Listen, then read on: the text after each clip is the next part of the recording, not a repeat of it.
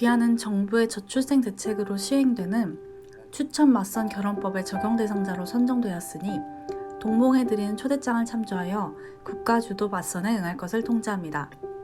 본 안내서와 신원 확인에 필요한 신분증을 지참하여 아래 지정된 일시에 반드시 출석해 주시기를 바랍니다. 어느 날 여러분이 이런 초대장, 통지서를 받게 된다면 어떤 기분이 드실까요? 안녕하세요. 포트폴리오 관리팀 정하은입니다.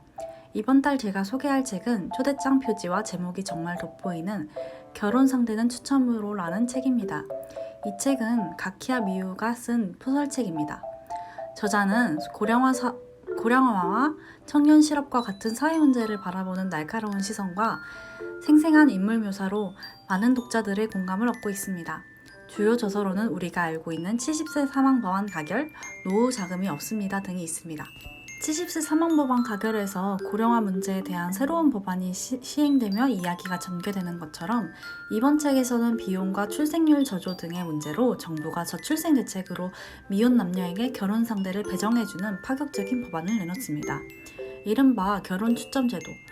대상은 25세에서 35세까지 이혼 전적과 자녀, 그리고 전과가 없는 미혼 남녀로 본인의 나이에서 플러스 마이너스 5살 범위에서 무작위 추천 방식으로 진행됩니다.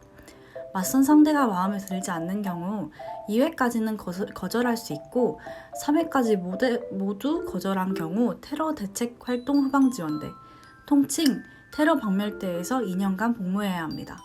단 거절당하는 것은 횟수에 대한 제한은 없습니다. 이렇게 구체적인 기준을 가진 황당한 법안이 가결되면서 적용 대상자들은 황급하게 애인과 결혼하기도 하고 희망을 품기도 좌절하기도 합니다. 일부는 3번 다 거절을 해서 군복무를 하기도 하며 다양한 모습을 보여줍니다.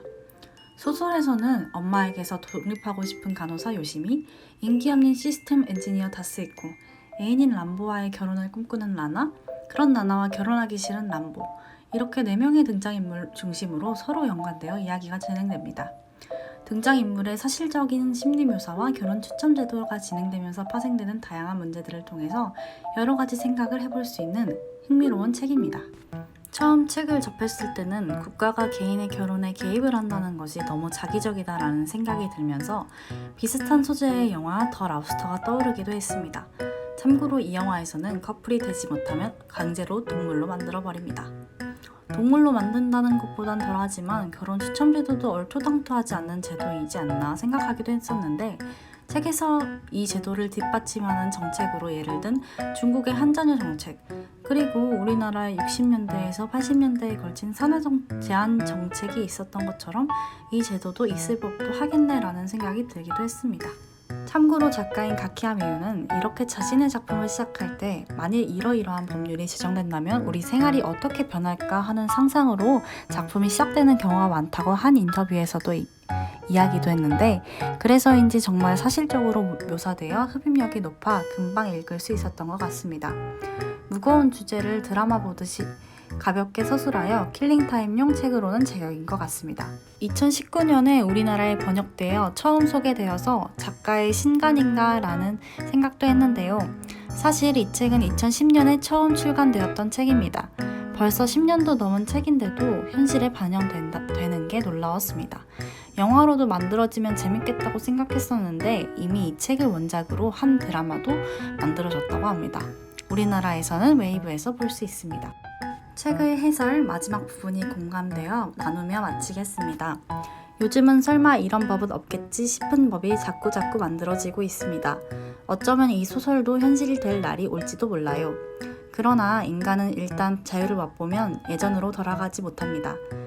시대를 역행하면서 자유를 억압해 인구를 늘리는데 성공한 사례는 선진국이라고 하는 그 어떤 나라에서도 찾아볼 수 없으니까요. 젊은 사람들에게 결혼과 출산을 좀 더 강제해야 하지 않을까 속으로 생각하는 사람이 있다면 부디 이 소설을 읽으세요. 자유로워진 사람은 예전으로 돌아가지 못합니다. 그리고 개인이 자유를 잃으면 선진국이라는 간판을 그만 내려야 합니다.